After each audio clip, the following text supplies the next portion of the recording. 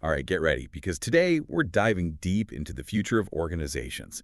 We've got a ton of fascinating research on how companies are evolving, trying to thrive in this world of constant change.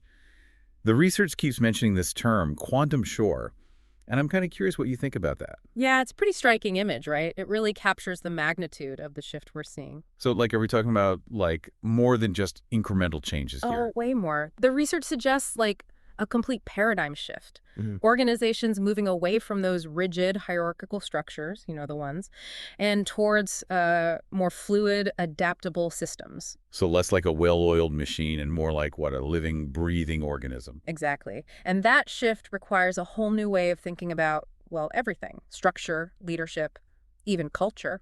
The research mentions this term, organizational ambidexterity, which sounds kind of like a superpower, honestly. What does that even mean? Basically, it's the ability to balance, exploiting your existing strengths while also exploring new possibilities at the same time. So being able to walk and chew gum at the same time, but on an organizational level. Got it.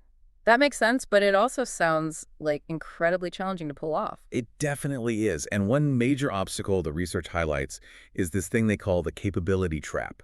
It's basically being held back by outdated technologies and infrastructure. Ah, the dreaded legacy system issue. Hmm. I've seen this firsthand. Companies trying to innovate, but they're just weighed down by old tech, can't move fast enough. Exactly. Mm. The MIT research really dives into this, highlighting how these systems lead to high maintenance costs, limited scalability, and integration nightmares. They propose strategic solutions, though, things like migrating to cloud-based systems and adopting a microservices architecture. So it's like upgrading from a clunky old computer to a sleek new laptop, giving the organization the flexibility and power it needs to actually adapt and innovate. Makes sense. But technology is only one piece of the puzzle, right? Right. The research really emphasizes the human side of transformation, specifically the need to overcome inertia. Inertia, like the force that makes it hard to get out of bed on a Monday morning. Kind of. Think of it as the resistance to change. The sources break down organizational inertia into three dimensions: structural, cultural, and cognitive. Okay, let's unpack those. What does structural inertia even look like in a real organization? You might see it as rigid hierarchies, siloed departments, or just outdated processes. Think of those companies where decisions have to go through a million layers of approval, just stifling any innovation and slowing down progress. Ah, the dreaded bureaucracy. Yeah. Yeah, I can see how that would create a lot of friction. So what about cultural inertia then? What are some telltale signs of that? Cultural inertia is often reflected in, the classic "we've always done it this way" mentality, fear of failure, lack of trust in new ideas. You might hear things like, "That's not how we do things around here," or "We tried that once, it didn't work." Those unspoken rules, those beliefs that can just hold an organization back from embracing anything new. That's fascinating, but honestly, also kind of disheartening. How do you even start to shift something as ingrained as company culture? It takes conscious effort and, more importantly, strong leadership. Leaders need to model the desired behaviors themselves, create a safe space to experiment, and celebrate both successes and failures as learning opportunities. So leading by example, fostering psychological safety, and shifting that whole mindset from avoiding failure to embracing what? Learning. Exactly. And then you have that third dimension, cognitive inertia. This one is a bit more subtle. Okay, tell me more, because I'm not sure I quite get that one. What does cognitive inertia look like? It's about the mental models, those assumptions people have that prevent them from even seeing new possibilities or embracing different perspectives. You might see it in teams that are just stuck in their ways, unable to come up with fresh ideas or consider different solutions. Ah, those mental blind spots. Right. Makes sense. That can really limit creativity and problem solving. Exactly. Addressing it involves encouraging, critical thinking, challenging assumptions, and exposing individuals to different perspectives. So creating a culture of intellectual curiosity, where people are constantly questioning and exploring and expanding their thinking. Exactly. Overcoming inertia in all its forms, that's what's essential for creating a truly adaptive organization, one that can actually thrive on the quantum shore. Okay, so we're seeing how these concepts, they're all interconnected. But let's zoom out for a second and talk about leadership specifically. How does leadership need to evolve in this new reality? Well, those traditional hierarchical styles, the command and control types, those are becoming increasingly ineffective in this dynamic environment. The research highlights the need for a more adaptive leadership style, one that emphasizes cultivation, sensing, and empowerment. So less about dictating from the top down, more about like nurturing an ecosystem where leadership can kind of emerge organically. Exactly. Adaptive leaders focus on creating the conditions for success, empowering teams to make decisions, and fostering a culture of trust and transparency. That makes a lot of sense. It sounds like empathy and emotional intelligence are becoming even more important for leaders in this landscape. Absolutely. It's not just about being a brilliant strategist or technologist, it's also about connecting with people on a human level, understanding their perspectives, and building trust and rapport. So those hard skills of leadership are still important, but they need to be balanced with these soft skills that enable effective collaboration, communication, and inspiration. Precisely. And the research suggests this shift in leadership style isn't just a nice to have, it's a necessity for organizations that want to thrive in the future. Okay, so we've got this shift from rigid structures to more fluid systems and from command and control leadership to adaptive leadership. But what about the actual structure of these future-ready organizations? The research mentions fluid architecture, even comparing organizations to living systems. That sounds pretty radical. It is. Think about a living organism constantly adapting to its environment, evolving, self-organizing. That's the direction organizations are heading in. Instead of those fixed hierarchies, we're seeing more dynamic team formations, boundaryless collaboration, and a greater emphasis on network intelligence. So less like a traditional org chart with like neatly defined boxes and lines, and more like a constantly evolving network of interconnected nodes. Exactly. And this fluidity allows organizations to be much more responsive to change. They can quickly assemble teams with the right expertise to tackle a specific challenge, then disband those teams and reconfigure as needed. That's a powerful image. It sounds like agility is key. But how do you maintain a sense of coherence and direction in such a fluid environment? That's where strong leadership and a shared sense of purpose become even more important. Leaders need to be able to articulate a clear vision, empower teams to make decisions, and ensure that everyone is, rowing in the same direction. Okay, that makes sense. But how do these fluid architecture organizations actually function in the real world? Are there any, like, real-world examples we can look to? There are definitely companies experimenting with these new organizational models. One example is Hair, a Chinese appliance manufacturer. They've completely decentralized their organization, creating thousands of self-managing microenterprises. They're empowered to make their own decisions and operate with a high degree of autonomy. Wow, that's a pretty radical example. So they've essentially turned a giant corporation into, like, a network of mini companies. What's been the impact of that? They've seen incredible results: increased innovation, faster response times, improved employee engagement. It's a fascinating case study. It really demonstrates the potential of these more fluid, adaptive organizational structures. So it sounds like the quantum shore isn't just a theoretical concept. It's actually starting to take shape in the real world. Exactly. And while these new organizational models might not be right for every company, the underlying principles of agility, adaptability, and network intelligence are becoming increasingly relevant for all organizations, no matter what size or industry. Okay, I'm seeing how these ideas can be applied more broadly. But let's go back to the human element for a minute. The research talks about this idea of a new consciousness in business, one that's more holistic, ethical, and sustainable. What does that really mean? It's a fascinating shift. We're seeing a move away from a purely profit-driven mindset towards more of a purpose-driven approach. Organizations are recognizing that their actions have ripple effects that extend way beyond their immediate operations, and they're starting to take responsibility for their impact on the environment, society, and the economy. So it's about moving beyond just shareholder value and considering the interests of all stakeholders. Exactly. The research breaks down this new consciousness into three key elements: systemic awareness, ethical intelligence, and regenerative practices. Okay, let's unpack those. What does systemic awareness actually mean in a business context? It's about understanding the interconnectedness of, well, everything. Organizations are realizing they're not isolated entities. They're part of larger systems, ecological systems, social systems, economic systems. Their actions have consequences that, ripple out and affect others, and they need to take that into account. So having a more holistic, interconnected view of the world and the organization's place in it. Exactly. And then there's ethical intelligence, which is about making decisions that align with your values, prioritizing stakeholder interests, and considering the long-term impacts. So moving beyond just following the rules, making decisions that are truly ethical and sustainable. Precisely. Organizations are realizing that long-term success depends on building trust, fostering collaboration, and creating value for all stakeholders, not just shareholders. That makes a lot of sense. It sounds like customers are becoming more discerning. They're looking for companies that align with their values. Absolutely. And finally, you have the element of regenerative practices, which is about actively contributing to a positive future. So not just about minimizing harm, but actually making things better. Exactly. It's about restoring ecosystems, creating social value, and building a more equitable and sustainable future. That's an inspiring idea. It sounds like this new consciousness isn't just a trend, it's a fundamental shift in how businesses operate and how they define success. Exactly. And it's a shift being driven by a number of factors, including, increasing awareness of environmental and social issues, those evolving customer expectations we talked about, and the emergence of a new generation of leaders who are committed to making a positive impact. Okay, so we've talked about the big picture of organizational transformation, but let's focus in on the teams that are really at the heart of these changes. What does the research say about how teams need to evolve to thrive in this new reality?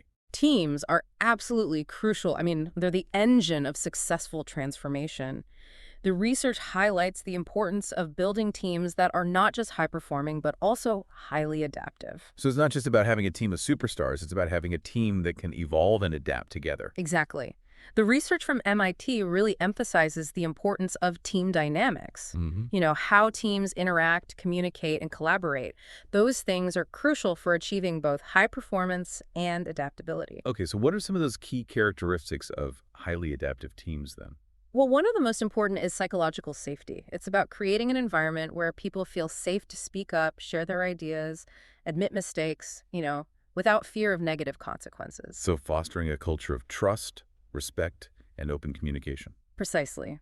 Psychological safety is essential for innovation, creativity, and learning. When team members feel safe, they're more likely to take risks, experiment, and challenge each other's thinking. That makes perfect sense. But how do you actually build psychological safety within a team? It sounds kind of like one of those things that's easier said than done. It starts with leadership. Leaders need to model vulnerability themselves, actively solicit feedback, and create that space where it's okay to make mistakes. They also need to be mindful of their communication style, making sure it's open, supportive, and non-judgmental. So creating a culture where it's okay to be human, to make mistakes and learn from them. Exactly. And psychological safety is just one piece of the puzzle. Highly adaptive teams also exhibit specific patterns of communication and information flow. They have frequent, energetic interactions, a balance of contribution from all members, and a mix of formal and informal exchanges. So it's about creating that dynamic, interactive environment where everyone feels comfortable contributing and information flows freely. Precisely. And these dynamics are even more important in today's, increasingly virtual and hybrid work environments. Right, because when you're not physically together, it's even more important to be intentional about communication and collaboration. Absolutely. The research from Michigan State highlights the importance of adapting traditional team practices for, the digital world. So it's not just about using Zoom and Slack. It's about developing specific skills and strategies to actually lead and collaborate effectively in a virtual setting. Exactly. Leaders need to be particularly mindful of things like balancing synchronous and asynchronous communication, establishing clear protocols, and creating opportunities for virtual team building and social interaction. So being more deliberate and intentional about how we communicate and collaborate when we're not face-to-face makes sense. But what about the challenge of cultural integration when you have team members spread across different countries and time zones? How do you navigate that? That's a key consideration. Leaders need to be proactive in fostering cross-cultural understanding and communication.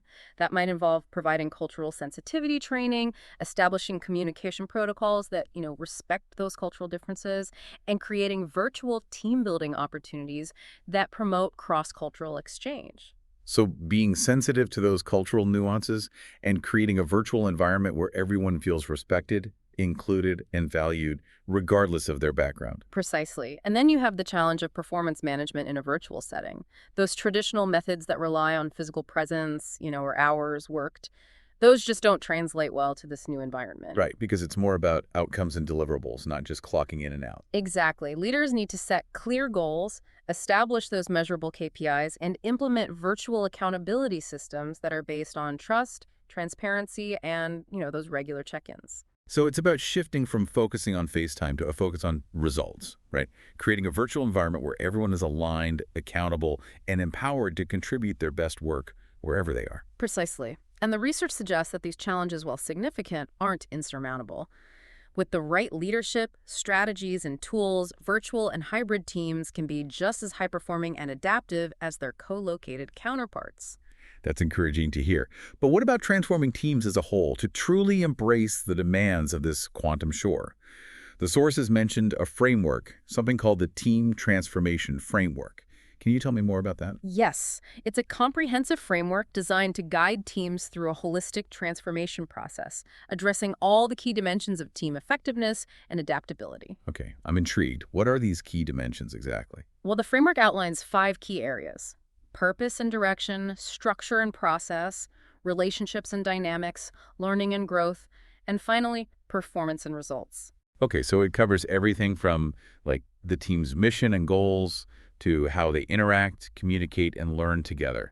It's pretty all-encompassing. Exactly. It's a holistic approach, recognizing that all these dimensions are interconnected and must be addressed to create a truly high-performing and adaptive team. Let's maybe take a closer look at each dimension, starting with purpose and direction. Great, let's do that.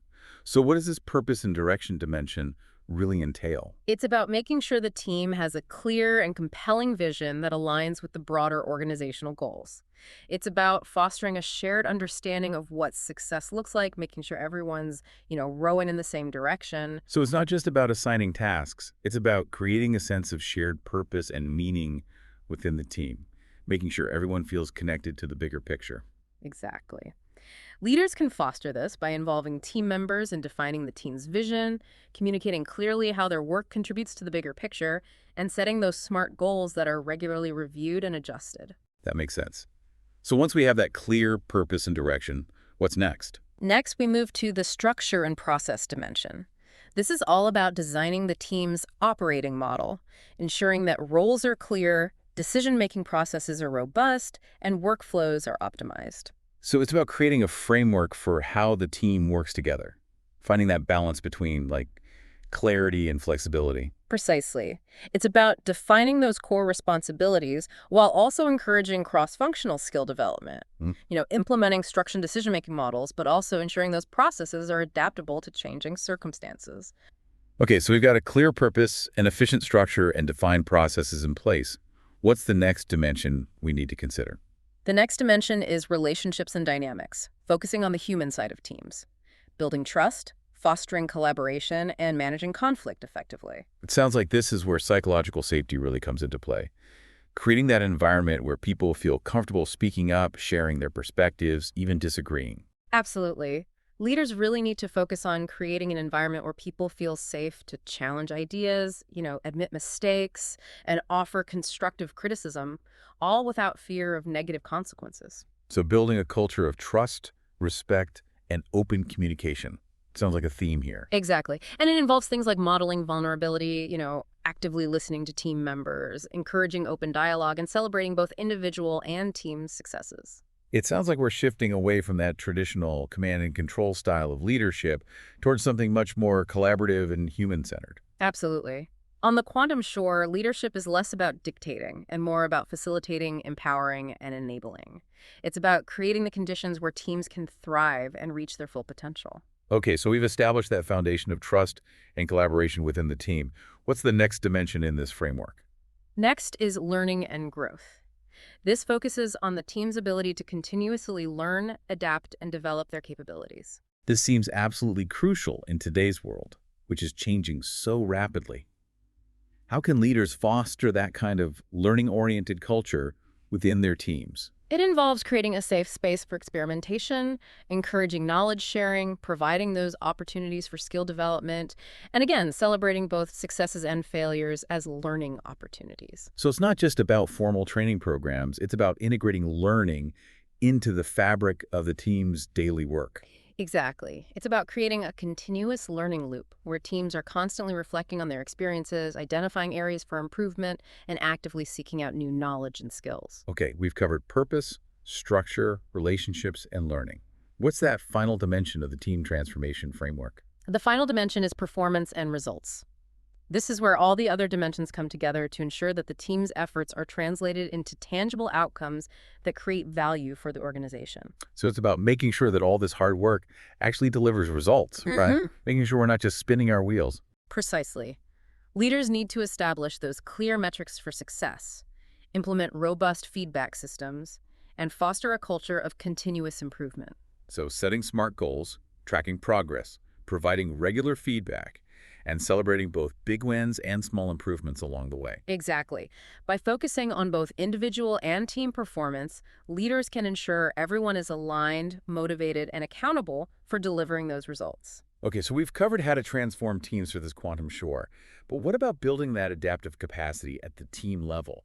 How do we make sure teams can not just survive change, but really thrive in it? That's where the concept of building adaptive capacity comes in. It goes beyond just being flexible. It's about giving teams the skills, the mindsets, and the processes to proactively embrace and navigate change. So becoming masters of change, not just victims of it. Exactly. There are three key areas to focus on when building this capacity: sensing capabilities, learning capabilities, and responding capabilities. Okay, I'm intrigued. Let's break those down, starting with sensing capabilities. What does that even mean? Sensing capabilities are all about developing the team's ability to, detect those changes, trends, opportunities in their environment before they become glaringly obvious. So being proactive, not reactive.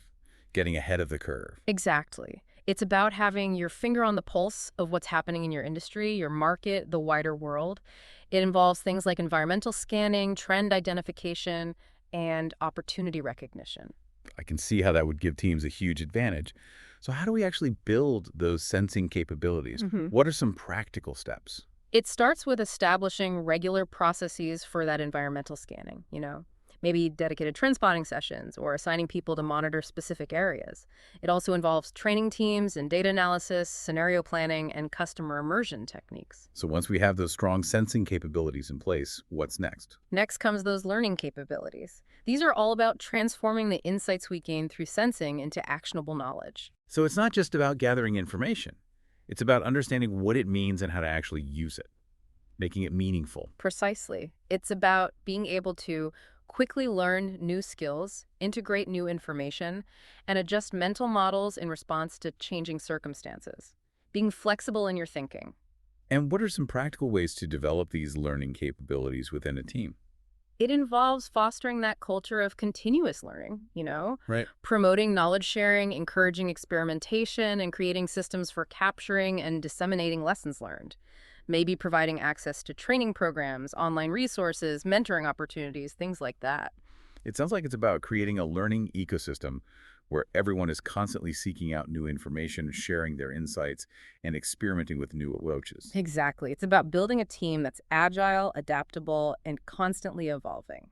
Okay, so we've covered sensing and learning. What's that final piece of building adaptive capacity? The final piece is responding capabilities. This is where we put all that previous work into action. So being able to effectively respond to the changes and opportunities that we've identified, turning insight into action. Precisely. It's about being able to make decisions quickly, implement changes effectively, and adjust course as needed.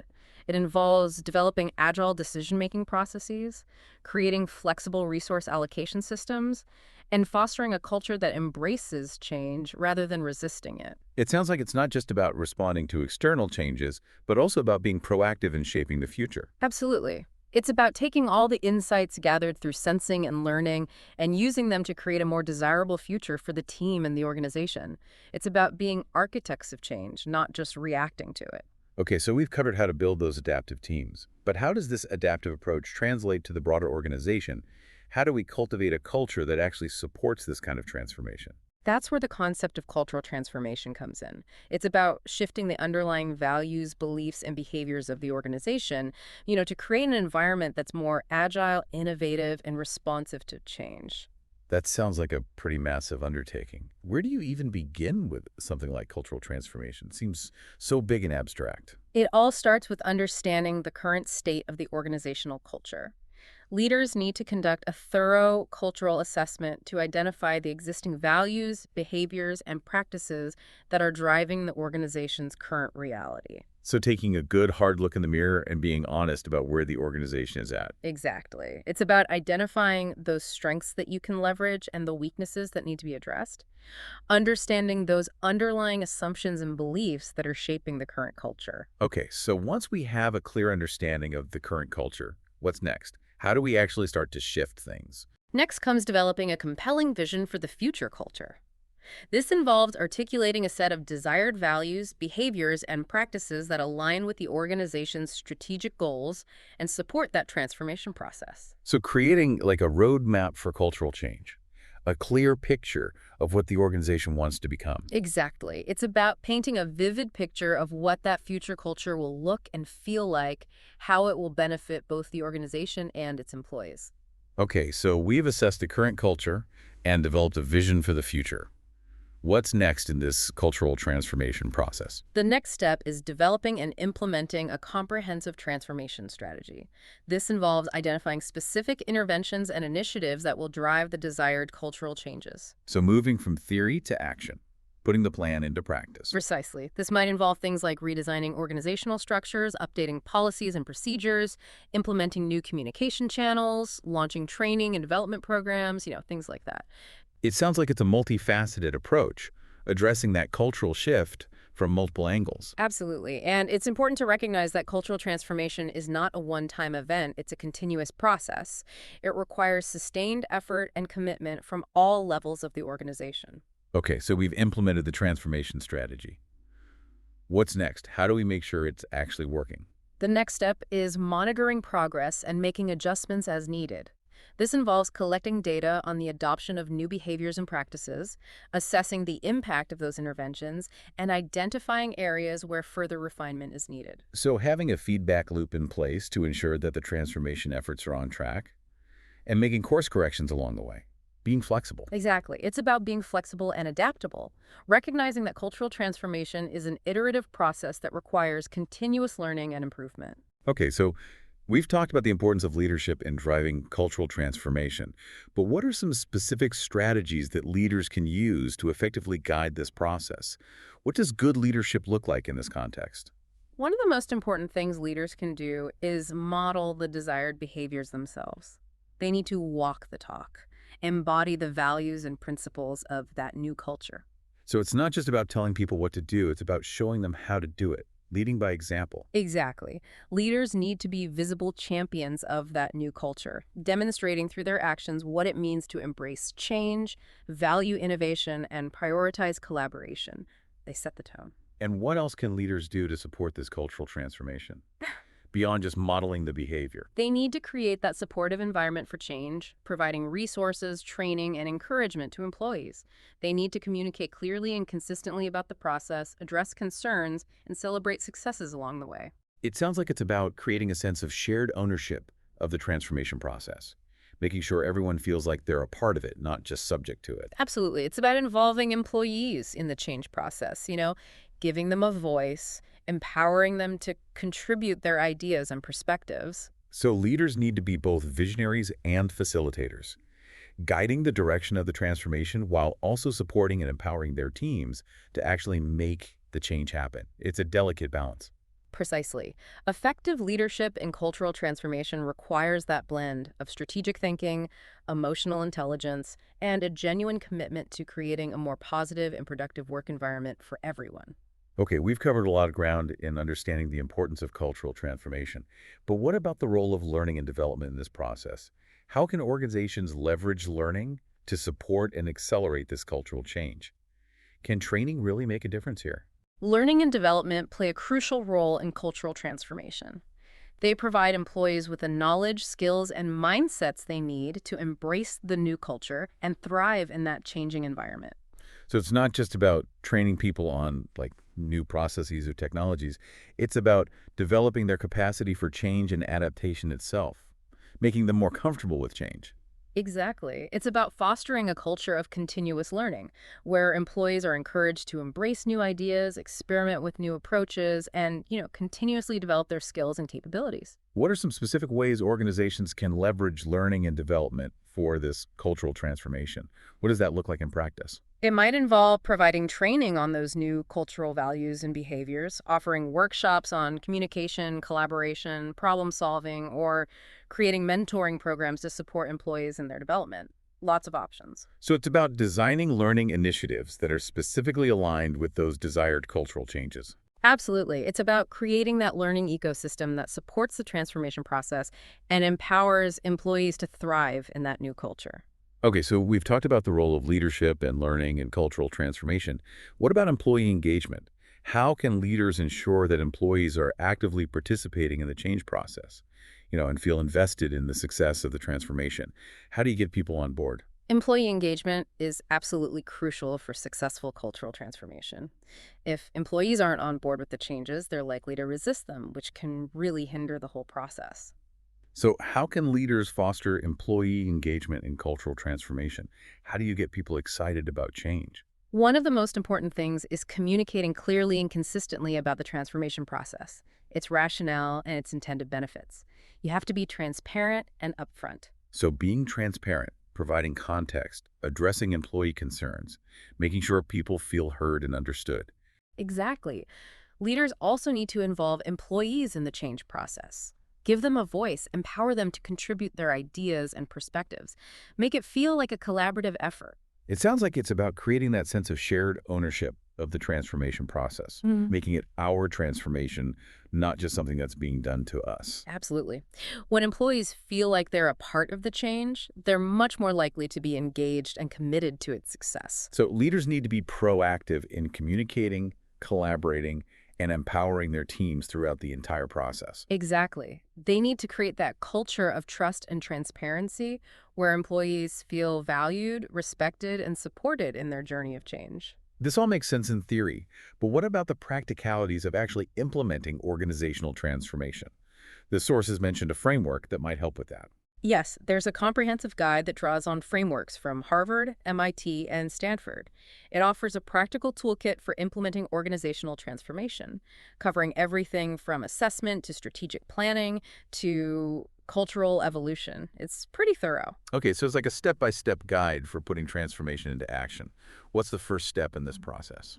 The first step is conducting a thorough assessment of the organization's current state and readiness for change. Before you start making changes, you need to understand where you're starting from. So before we start making changes, we need to understand where we're starting from. Makes sense.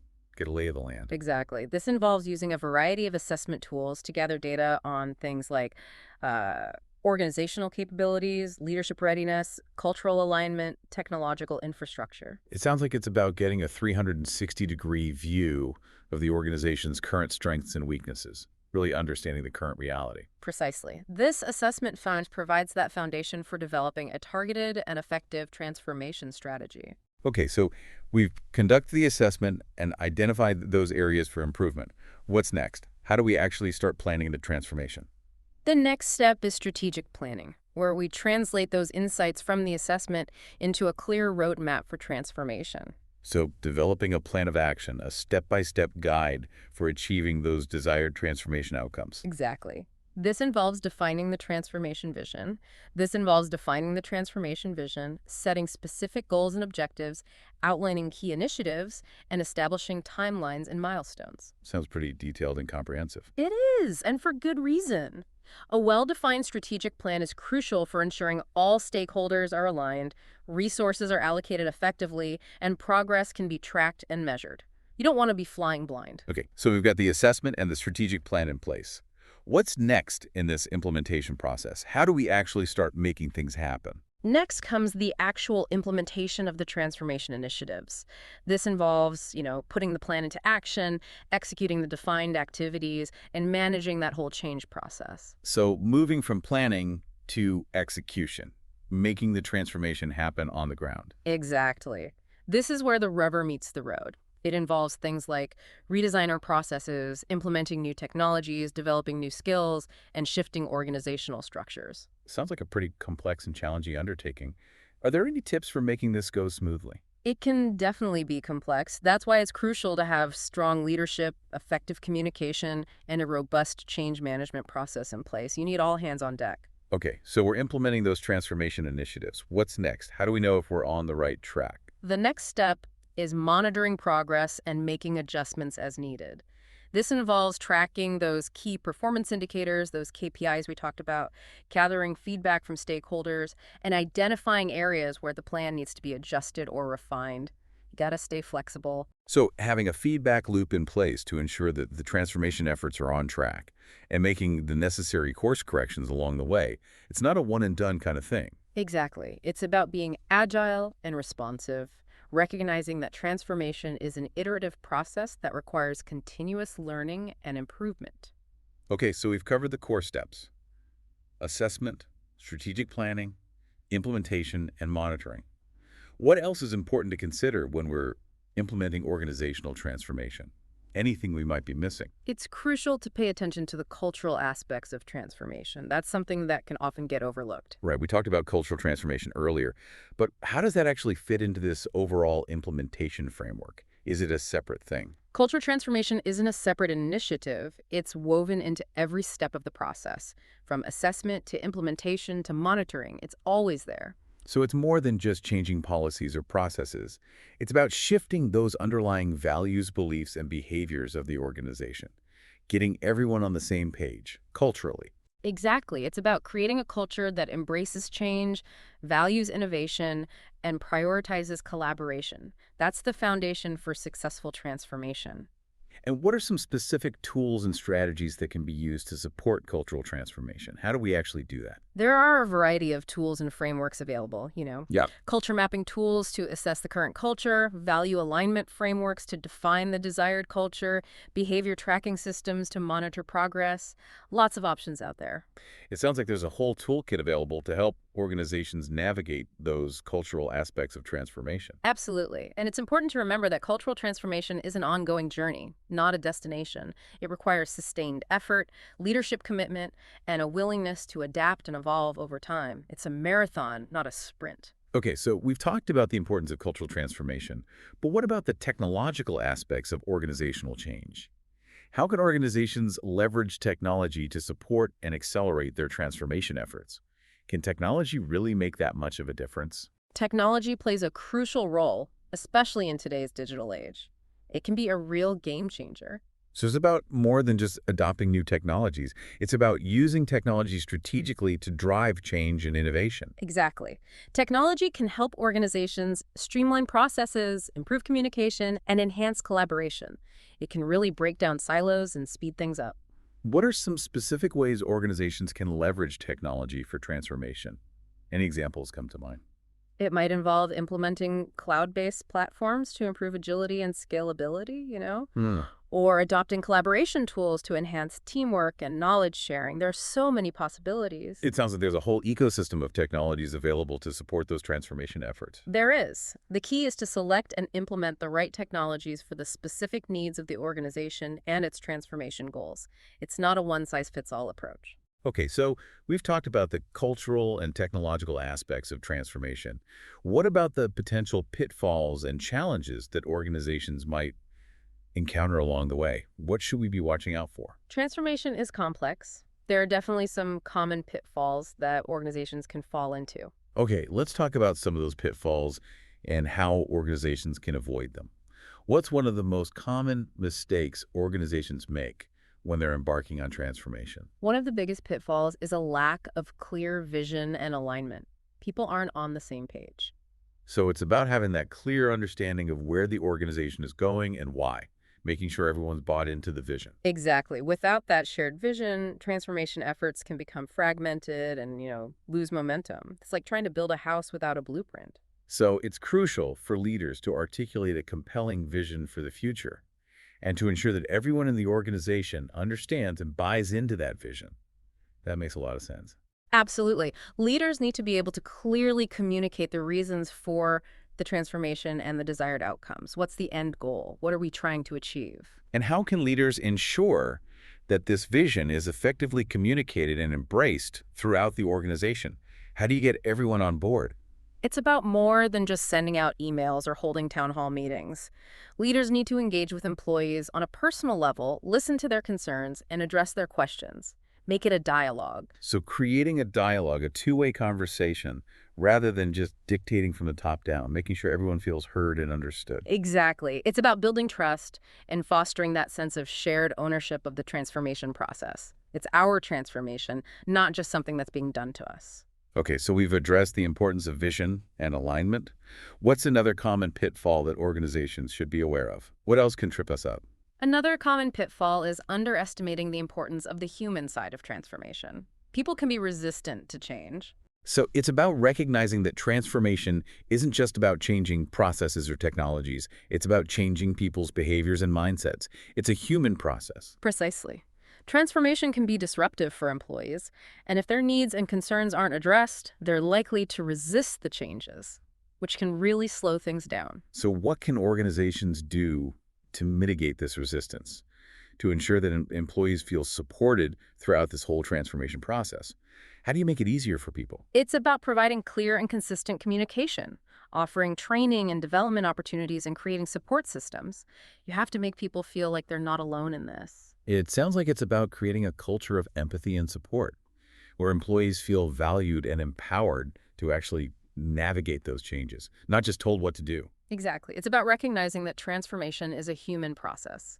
It requires careful planning, communication, and support to be successful. Okay, so we've talked about vision and alignment and the human side of transformation. Oh. What's another common pitfall to watch out for?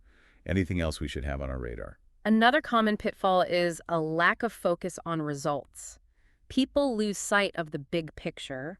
So it's about ensuring that the transformation efforts are actually delivering tangible benefits to the organization. It's not just about change for change's sake. Exactly. It's easy to get caught up in the excitement of change, all the new ideas, and lose sight of that ultimate goal, which is to improve the organization's performance and create value.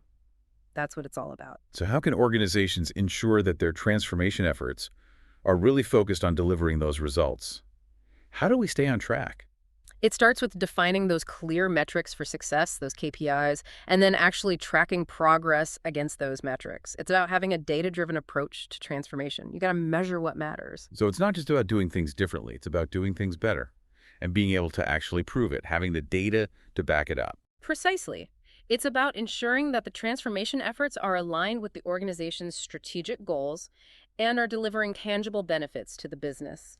That's what matters in the end. Okay, so we've discussed vision, the human side, and focusing on results. What's another potential pitfall to be aware of? Anything else we should have on our radar? Another common challenge is a lack of agility and adaptability. Organizations can get stuck in their ways. So it's about being able to adjust course as needed and respond to unexpected challenges or opportunities, being flexible and responsive. Exactly. Transformation isn't a linear process. Organizations need to be able to adapt their plans and approaches as they go. Things change, you got to roll with it. So it's about having a flexible mindset, being willing to experiment and iterate, not being afraid to try new things and maybe even fail sometimes. Absolutely. It's about embracing that test and learn approach and being willing to make adjustments along the way. The only way to learn is by doing. Okay, so we've covered a lot of ground in understanding the potential pitfalls of transformation. What are some key takeaways for leaders who are embarking on this journey? What's the most important thing they should keep in mind? One of the most important takeaways is that transformation is a complex and multifaceted process. It requires careful planning, execution, and ongoing adaptation. It's not a one-time project. So it's not something to be taken lightly. It requires a significant investment of time, resources, and leadership commitment. It's a big deal. Absolutely. Transformation isn't a quick fix. It's a fundamental shift in how the organization operates. It changes everything. What else should leaders keep in mind as they embark on this transformation journey? What else is crucial for success? They need to be mindful of that human side of change. Remember, we're dealing with people, not just processes. So, leading with empathy, providing support, fostering a culture of trust and transparency, making sure people feel heard and valued throughout the process. Exactly. Leaders also need to ensure that their transformation efforts are aligned with the organization's strategic goals and are actually delivering tangible results. It's got to be connected to the big picture. So it's about having that clear vision, a robust plan, and a commitment to measuring and tracking progress, making sure you're actually moving the needle. Precisely. And finally, leaders need to embrace agility and adaptability. Things are going to change. You got to be ready to roll with it. So it's all about being flexible, iterative, and responsive to that ever-changing landscape, embracing uncertainty. Precisely. Embracing that test and learn approach is key. You don't have to have all the answers up front. Well, speaking of challenges, the research also dives into some common pitfalls organizations face during transformation. Let's unpack those a bit, shall we? What are some of the things that can really trip organizations up? Absolutely. One of the most frequent is, that misaligned vision we talked about. This happens when the transformation goals just aren't clear or consistent. People are working at cross purposes.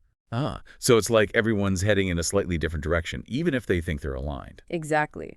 This can lead to wasted resources, frustration, and ultimately a lack of progress. It's a recipe for disaster. So how can organizations prevent this from happening? What are some solutions? How do you get everyone on the same page? It starts with leadership. They need to ensure everyone is on the same page right from the get-go. This means crafting a compelling vision that resonates throughout the entire organization, something people can get behind. Okay, so that unified vision is critical. What other pitfalls should organizations be wary of? What else can derail a transformation effort? Another common one is inadequate resource allocation. Many organizations simply underestimate the resources needed for a successful transformation. They think they can do it on the cheap, but that rarely works. Right, because transformation isn't just about willpower and good intentions. It requires tangible resources. People, tech, and of course budget. Got to invest in change if you want to see results. Precisely. A comprehensive resource planning strategy is essential.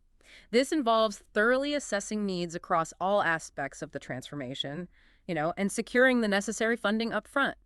Don't wait till the last minute. Makes sense. It sounds like we're talking about proactive planning, not just hoping for the best and crossing your fingers. What about challenges that arise during that implementation phase itself? What can go wrong once the rubber meets the road?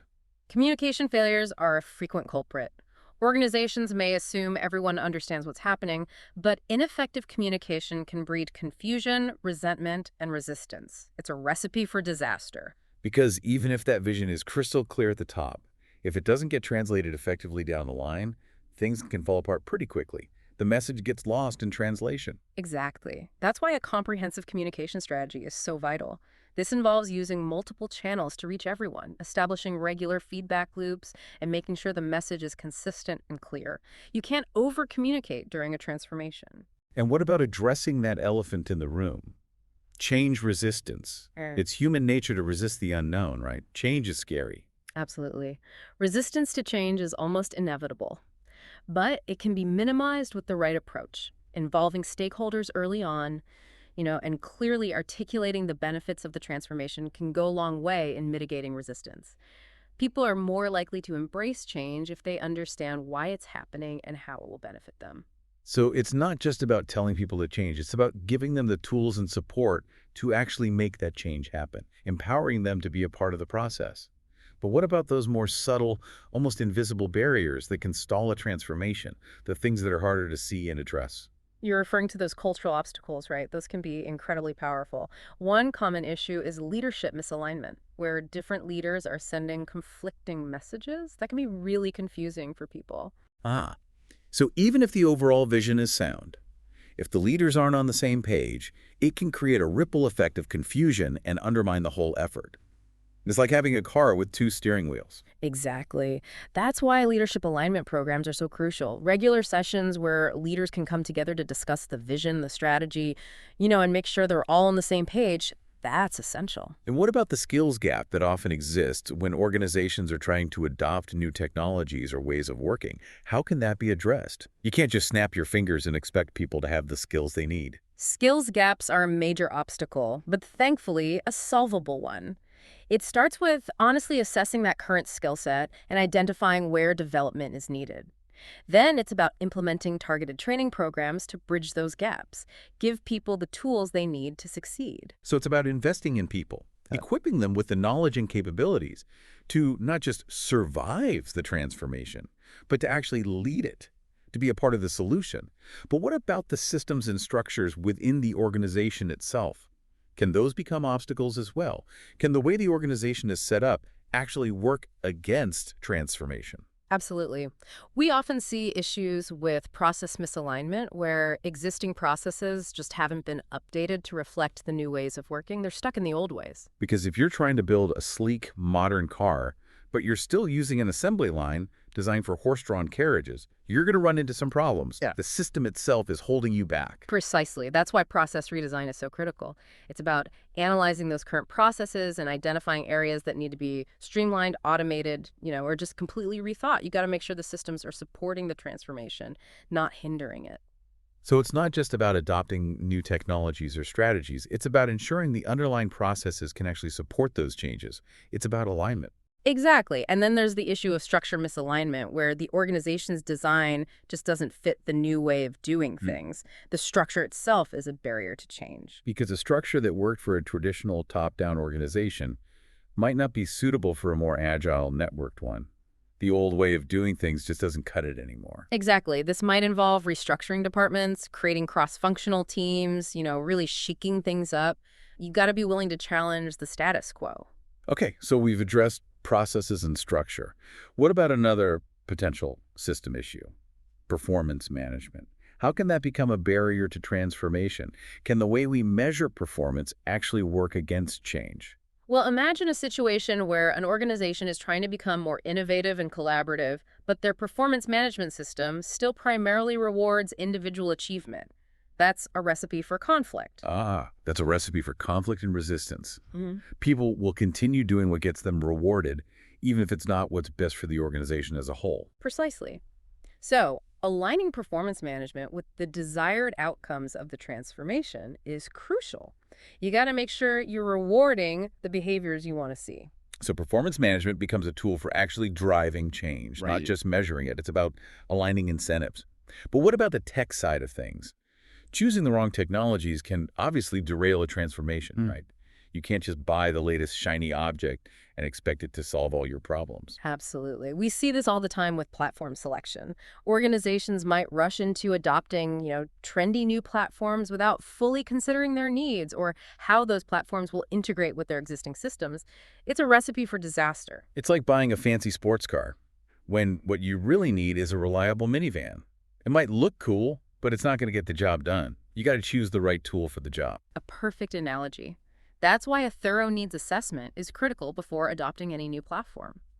Organizations should carefully evaluate potential solutions, consider their integration requirements, and make sure they have the resources and expertise to actually implement those technologies effectively. So it's about choosing the right tool for the job, not just the one that's the most popular or the flashiest.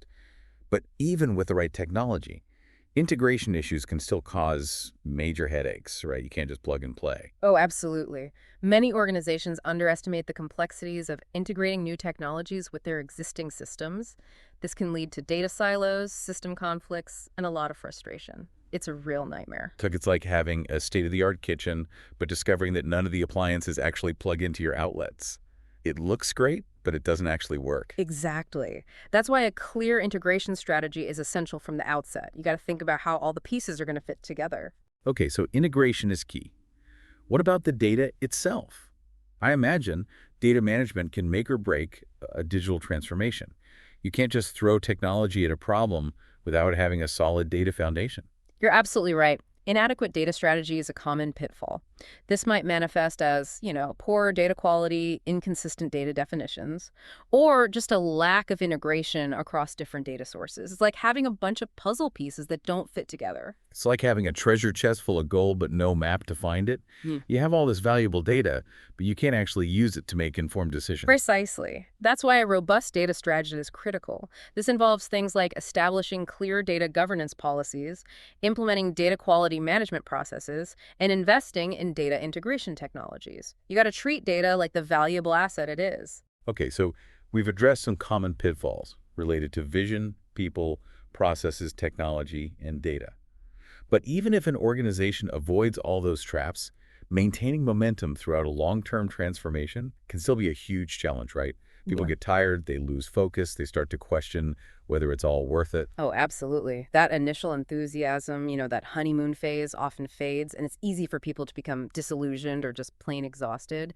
Maintaining momentum over the long haul is crucial. You got to keep the fire burning. So it's not a set it and forget it kind of thing. It requires constant attention and effort to keep things moving forward. What are some strategies for actually maintaining that transformation momentum over time?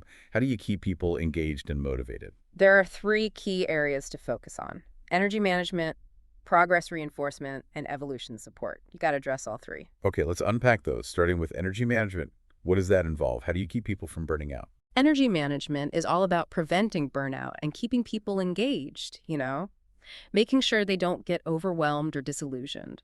This might involve breaking down the transformation into smaller, more manageable phases, celebrating those early wins to boost morale, and creating opportunities for teams to connect and support each other.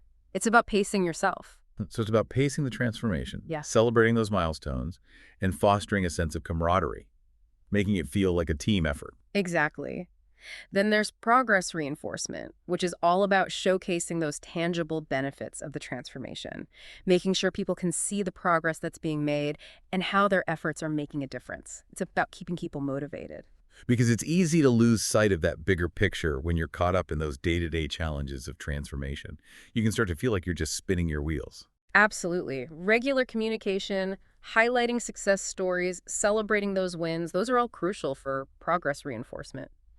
And finally, there's evolution support, which focuses on building that capacity for continuous change and improvement. It's about making transformation a way of life. So it's about embedding that transformation into the DNA of the organization, making it a natural part of how things are done rather than a one-time project with a clear end date. It's about creating a culture of continuous improvement. Precisely. It's about recognizing that transformation is never truly finished. The world is constantly changing, and organizations need to be able to adapt and evolve to thrive in that ever-changing environment. It's a journey, not a destination. So even with those best-laid plans and strategies, maintaining momentum can still be tricky. What are some common challenges organizations face in this area, and how can they be addressed? What are some of the things that can derail momentum, even if you're doing everything right? One common challenge is energy depletion. People just get tired, they burn out. It's like running a marathon. You need to pace yourself if you want to reach the finish line. You can't just sprint the whole way.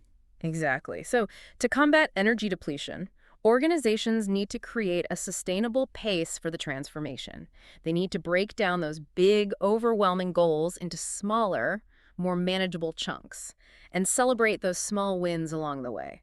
Make it feel like a series of sprints, not one long marathon. So it's about avoiding that change fatigue that can set in when people feel like they're constantly being bombarded with change. Precisely.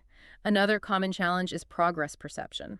People don't see the progress that's being made, so they start to get disillusioned. Because if people don't see tangible results, it's easy to become cynical and disengaged. They start to think, what's the point of all this effort? Exactly. To address this, organizations need to be much more proactive in communicating progress. Highlight those success stories, celebrate those wins, and make sure people can see how their efforts are making a difference. Make the progress visible. So it's not enough to just be making progress. You need to be demonstrating and celebrating that progress, Yeah. making it real for people. Absolutely. And then there's the challenge of change commitment. People start to slip back into old habits, they lose focus, they get distracted by other priorities. Because change is hard, and it's easy to slip back into those comfortable routines, even if you know they're not the most effective way of doing things. Exactly. To address this, organizations need to reinforce the importance of the transformation consistently. Communicate the vision regularly, remind people of the goals, and celebrate those who are embracing the change. Keep the message front and center. So it's about creating a culture of accountability, making sure everyone understands the importance of the transformation and their role in making it happen. Precisely. And finally, there's the challenge of maintaining that innovation drive. People get bogged down in the details, they lose that sense of excitement and possibility. Because it's easy to get caught up in the day-to-day grind of implementing the transformation and lose sight of that big picture vision. You can get so focused on the how that you forget the why. Exactly. To keep that innovation drive alive, organizations need to continue to create spaces for experimentation, encourage new ideas, and celebrate those who are pushing the boundaries. Don't let the transformation stifle creativity.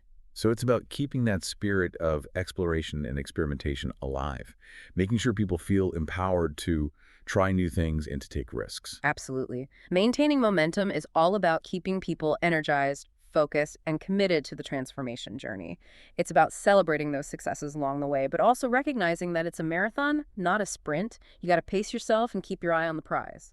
So we've talked about strategies for maintaining momentum, but how do we actually implement those strategies in a structured way?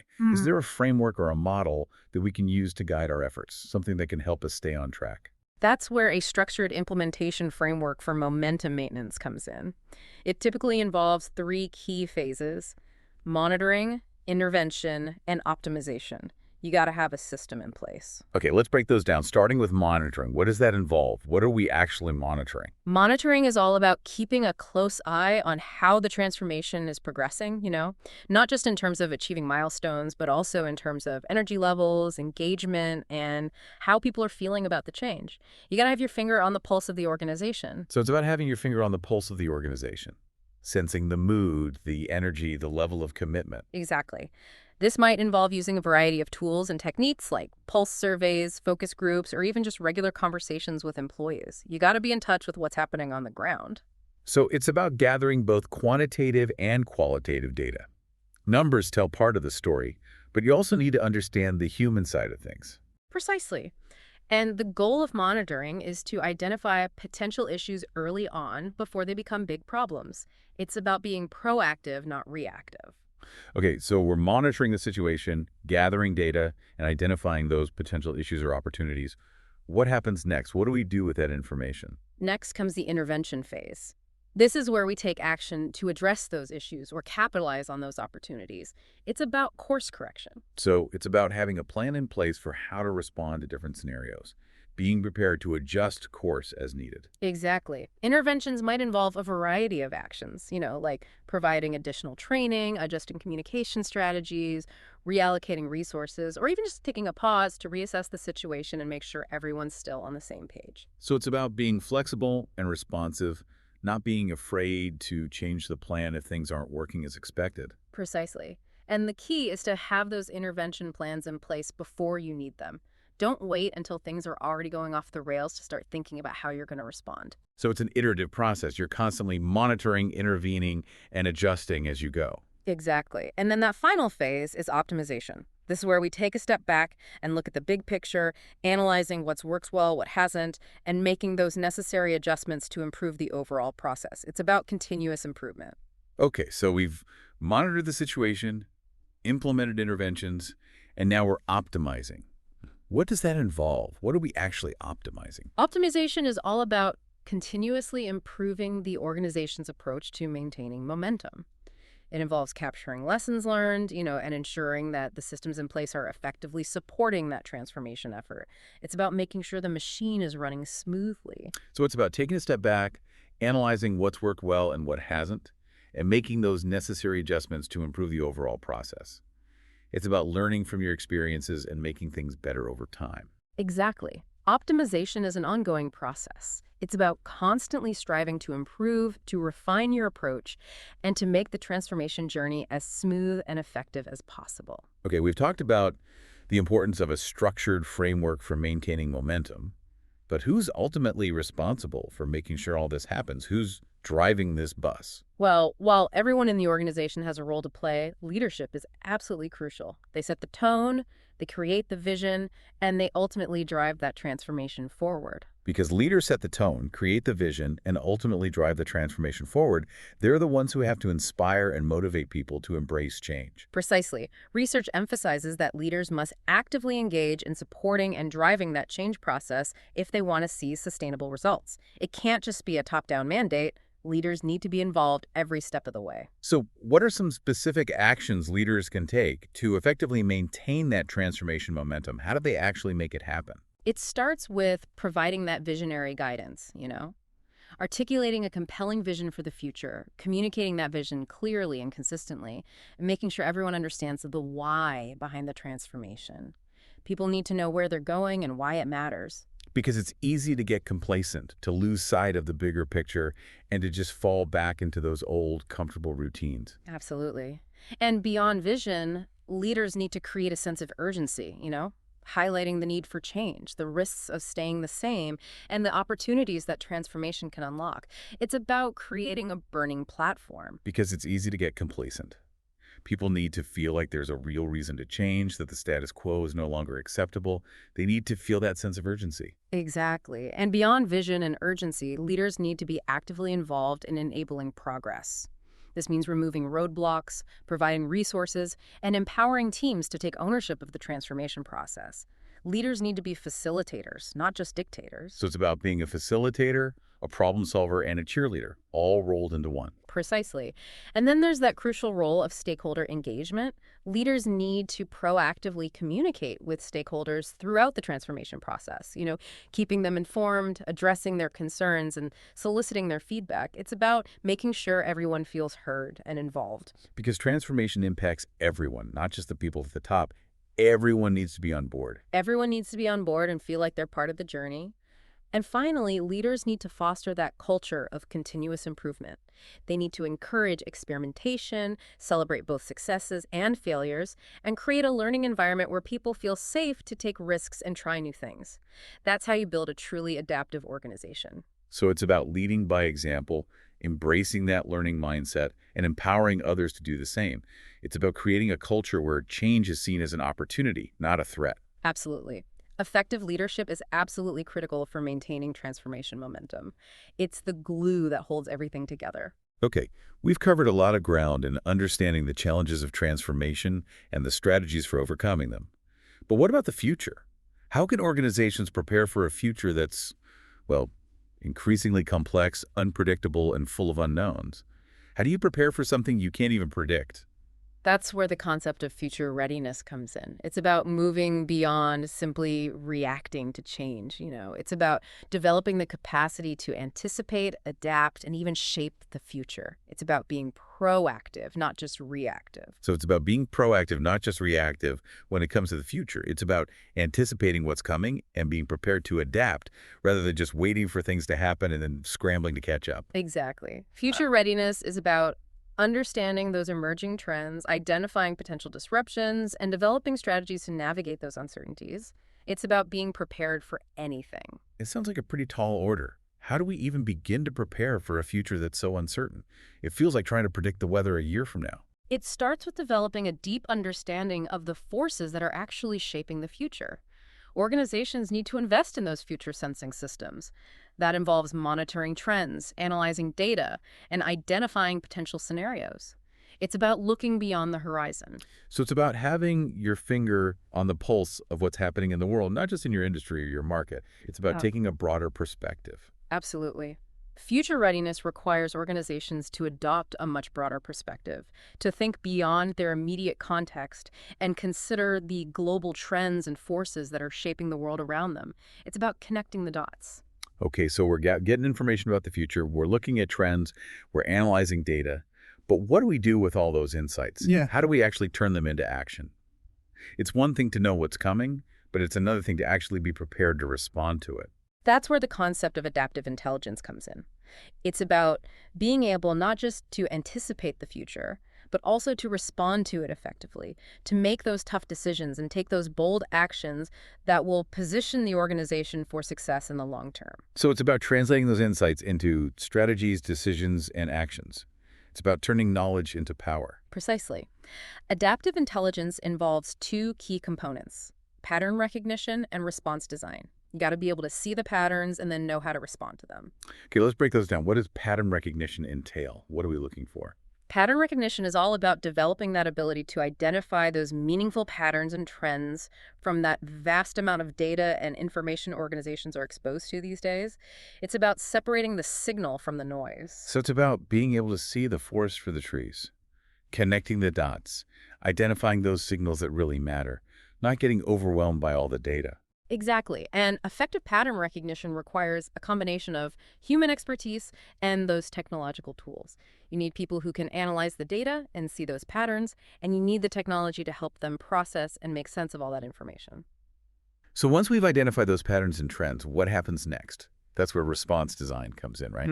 How do we actually respond to those insights? Exactly. Response design is all about developing the ability to create and implement effective responses to those changes and opportunities we've identified through that pattern recognition.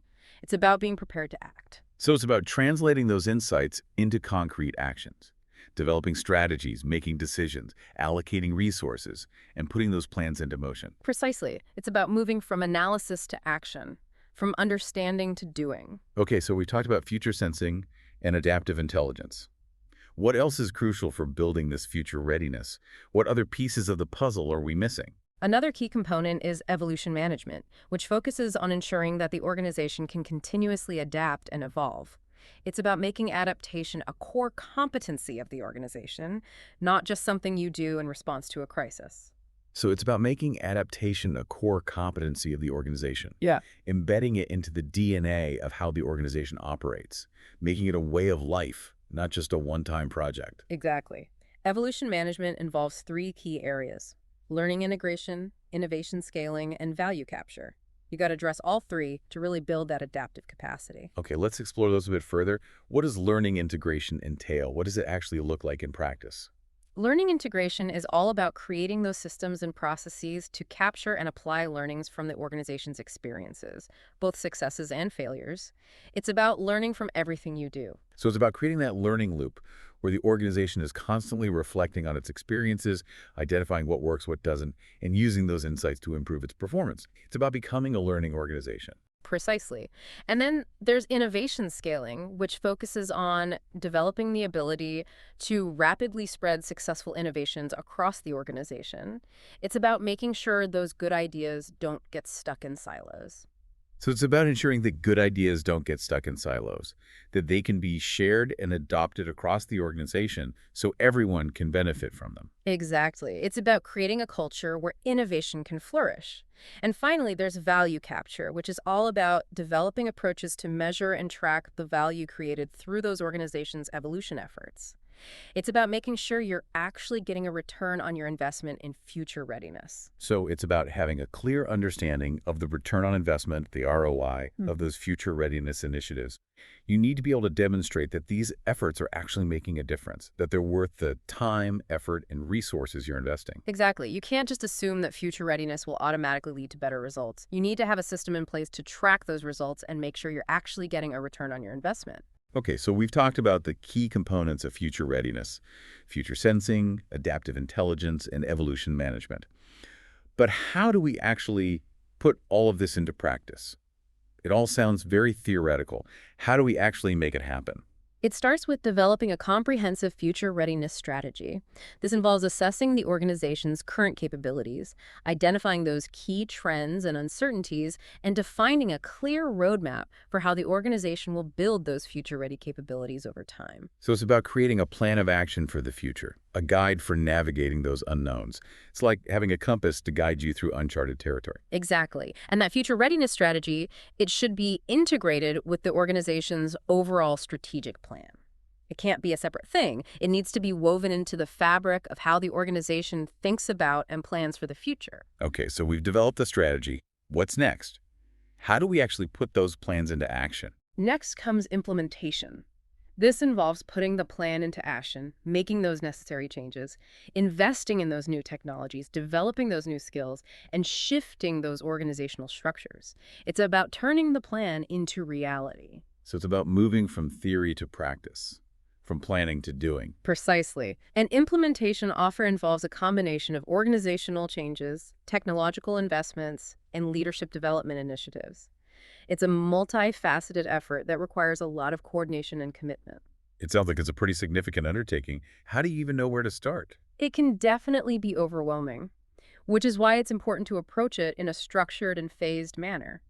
Organizations should prioritize those initiatives that will deliver the greatest impact and focus on building momentum through those early wins. Start small, build confidence, and then gradually expand the scope of those future readiness initiatives over time. So it's about starting small, building confidence, and gradually expanding the scope of those future readiness initiatives over time. It's about taking it one step at a time. Exactly. And it's important to recognize that building future readiness is an ongoing journey, not a destination. The future is constantly evolving, so organizations need to be continuously adapting and evolving to stay ahead of the curve. It's a marathon, not a sprint. Okay, so we've talked about future readiness in general, but what are some specific areas where organizations should be focusing their attention to prepare for this future? Where should we be placing our bets? There are a number of key areas that are becoming increasingly important for future readiness, including technology, data, talent, culture, and sustainability. Those are the big ones. Okay, let's dive into each of those areas, starting with technology. How can organizations leverage technology to build this future readiness? What role does technology play in all of this? Technology is playing an increasingly central role in shaping the future, and organizations need to be proactive in adopting and leveraging those emerging technologies to stay competitive. It's not enough to just keep up with the latest trends. You need to be ahead of the curve. So it's about embracing the power of technology to drive innovation, efficiency, and agility. It's about using technology to transform the way you do business. Exactly. Organizations need to be thinking about how they can use technology to automate processes, to improve decision making, to enhance collaboration, and to create new products and services. Technology is the engine of innovation. Okay, so technology is a key enabler of future readiness. What about data? How does data play into all of this? We're hearing a lot about data these days, but how is it actually relevant to future readiness? Data is rapidly becoming one of the most valuable assets for organizations. It's the fuel that powers those future sensing systems, that drives those adaptive intelligence algorithms, and that enables those evolution management processes. You can't be future ready without a solid data foundation. So it's not just about having data, it's about being able to use it to gain insights, make better decisions, and create new value. It's about turning data into intelligence. Precisely. Organizations need to invest in data infrastructure, data analytics capabilities, and data governance processes. They need to create a data-driven culture where data is seen as a strategic asset, not just a byproduct of operations. Okay, so we've covered technology and data. What about talent? How does the workforce need to evolve to be ready for this future? What skills and capabilities will be most important? The skills and capabilities required for success in the future are rapidly changing. The jobs of tomorrow don't even exist yet. So organizations need to focus on developing a workforce that is adaptable, resilient, and constantly learning. So it's about fostering a culture of continuous learning, where employees are encouraged to embrace new ideas, to experiment with new approaches, and to continuously develop their skills and capabilities. It's about creating a learning organization. Exactly. Organizations need to invest in reskilling and upskilling programs, create opportunities for employees to experiment and learn from their mistakes, and foster a culture where learning is valued and rewarded. The future belongs to those who are constantly learning and adapting. Okay, so talent is crucial. What about culture? How does organizational culture need to evolve to support future readiness? Can culture really make that much of a difference? Culture plays a critical role in shaping an organization's ability to adapt and innovate.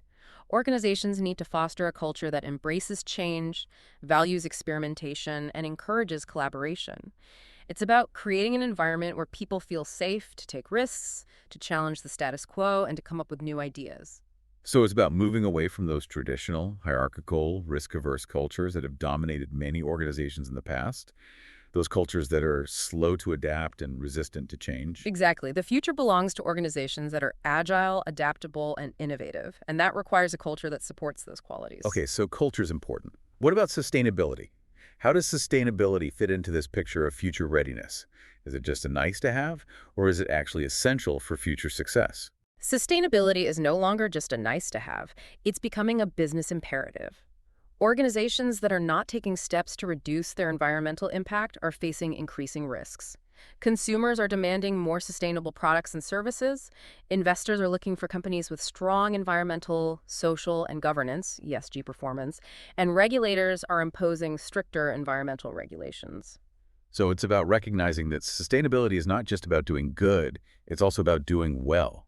It's about creating a business that is both profitable and sustainable in the long term. Exactly. Future-ready organizations understand that sustainability is not just a compliance issue, it's a strategic opportunity. It's about creating a business that is resilient, adaptable, and responsible. Okay, so we've talked about some of the key areas that are critical for future readiness: Yeah. technology, data, talent, culture, and sustainability. But what does a future-ready organization actually look like in practice? How does it operate differently from those traditional organizations that are struggling to keep up with the pace of change? Future-ready organizations are characterized by several key attributes, including agility, adaptability, innovation, customer centricity, and a purpose-driven culture. They're fast, they're flexible, they're innovative, they're customer-focused, and they have a clear sense of purpose. Okay, let's explore those a bit further. What does it mean for an organization to be truly agile? We hear that word a lot these days, but what does it actually mean in practice? Agile organizations are able to respond quickly and effectively to changes in their environment. They have streamlined decision-making processes, flexible structures, and a culture that embraces experimentation. They're not afraid to fail, they're constantly learning, and they're always looking for ways to improve. So it's about being able to move quickly, pivot when needed, and adapt to changing circumstances. It's about being nimble and responsive. Exactly. Agile organizations are like speedboats. They can change direction quickly and easily, and they're not afraid to navigate uncharted waters. Okay, so agility is important. What about adaptability? How is that different from agility? Are they the same thing? While agility is about speed and responsiveness, adaptability is about the ability to make more fundamental changes in response to significant shifts in the environment. It's about being able to evolve, not just react. So it's about being able to evolve, not just react. It's about being able to fundamentally change the way you do business if the circumstances demand it. It's about being able to transform yourself. Precisely. Adaptable organizations are like chameleons. They can change their colors to blend in with their surroundings, and they can even change their shape to fit into new environments. Okay, so we've got agility and adaptability. What about innovation? How does innovation fit into the picture of future readiness? Is it just about coming up with new ideas, or is there more to it than that? Innovation is absolutely crucial for future readiness. It's the engine that drives growth, creates new value, and allows organizations to stay ahead of the competition. It's about more than just coming up with new ideas. It's about being able to turn those ideas into reality. So it's about more than just coming up with new ideas. It's about being able to execute on those ideas, to turn them into products, services, processes, and business models that create value for customers and for the organization. Exactly. Future-ready organizations have a culture of innovation. They encourage experimentation, they embrace risk-taking, and they celebrate both successes and failures. They understand that failure is often a necessary part of the innovation process. Okay, so innovation is crucial. What about customer centricity? How does that play into future readiness? Why is it so important to be customer-focused in today's world? In today's rapidly changing world, customer needs and expectations are evolving faster than ever before. Future-ready organizations recognize that their success depends on deeply understanding their customers, anticipating their needs, and providing them with exceptional experiences. So it's about putting the customer at the center of everything you do, designing your products, services, and processes around the customer experience. Exactly. Future-ready organizations are obsessed with their customers. They collect data on customer behavior, they solicit feedback, and they use that information to constantly improve their offerings. Okay, so customer centricity is key. Yeah. What about that final attribute we discussed, a purpose-driven culture? How does purpose contribute to future readiness? Why is it so important for organizations to have a clear sense of purpose? Purpose-driven organizations are driven by a clear sense of mission and values. They believe in something bigger than themselves, and they use that belief to guide their decisions and actions. This sense of purpose can be a powerful source of motivation for employees, and it can help organizations attract and retain top talent. So it's about having a higher calling, a reason for being that goes beyond just making money. It's about making a difference in the world. Exactly. And this sense of purpose can be a powerful source of resilience in the face of adversity. When things get tough, purpose-driven organizations are more likely to stay the course and to keep fighting for what they believe in. Okay, so we've talked about those key attributes of future-ready organizations: agility, adaptability, innovation, customer centricity, and a purpose-driven culture. Mm. But how do we actually measure future readiness? Is there a way to assess how well an organization is prepared for the future? Can you quantify something like that? Yes, there are a number of frameworks and models that can be used to assess an organization's future readiness. These frameworks typically involve evaluating a range of factors, including the organization's strategic foresight capabilities, its adaptive intelligence, its innovation culture, its customer centricity, its sustainability performance, and its leadership capabilities. It's a holistic assessment. So it's a multifaceted assessment. It's not just about one thing. It's about looking at the organization as a whole and assessing its readiness across a range of dimensions. Exactly. And the goal of this assessment is not just to identify areas where the organization is strong or weak, but also to develop a roadmap for how the organization can improve its future readiness over time. Okay, so we've assessed our future readiness. We know where we stand. What's next? How do we actually use those insights to make a difference? Next comes that critical step of turning those insights into action. This involves developing and implementing a comprehensive future readiness roadmap, outlining specific initiatives, setting timelines, allocating resources, and assigning responsibilities. It's about moving from assessment to action. So it's about translating those assessment findings into a concrete plan of action, a roadmap for how the organization will actually build those future-ready capabilities. Precisely. And that roadmap should be dynamic. It should be regularly reviewed and updated based on the organization's progress and the changing external environment. The future is constantly evolving, so the roadmap needs to evolve too. Okay, so we've got the roadmap in place. What else is crucial for successfully building future readiness? What are the key ingredients for success? One of the most important ingredients is leadership. Leaders play a crucial role in shaping the organization's vision for the future, fostering a culture of innovation and adaptation, and empowering teams to embrace the challenges and opportunities that lie ahead. So future readiness is not just about having the right strategies or systems in place. It's also about having the right leadership.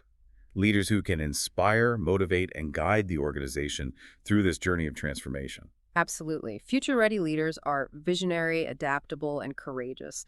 They're comfortable with ambiguity, they embrace experimentation, and they're committed to creating a better future for their organizations and for the world. And that brings us to the end of our deep dive today. We've covered a lot of ground, from the quantum shore metaphor to the importance of adaptive capacity to the challenges of transformation to the key ingredients of future readiness. It's been a fascinating journey, and I think we've all learned a lot about what it takes for organizations to not just survive, but to thrive in this ever-changing world.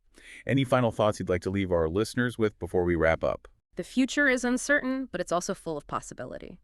The organizations that will succeed in the future are those that are agile, adaptable, innovative, customer-centric, purpose-driven, and led by courageous and visionary leaders. So embrace the challenge, be bold, be curious, and never stop learning and evolving. The future belongs to those who are ready for it. That's a great message to end on. Thank you so much for joining us today and for sharing your insights with our listeners. I know I've learned a lot from our conversation. Thank you for having me. It's been a pleasure.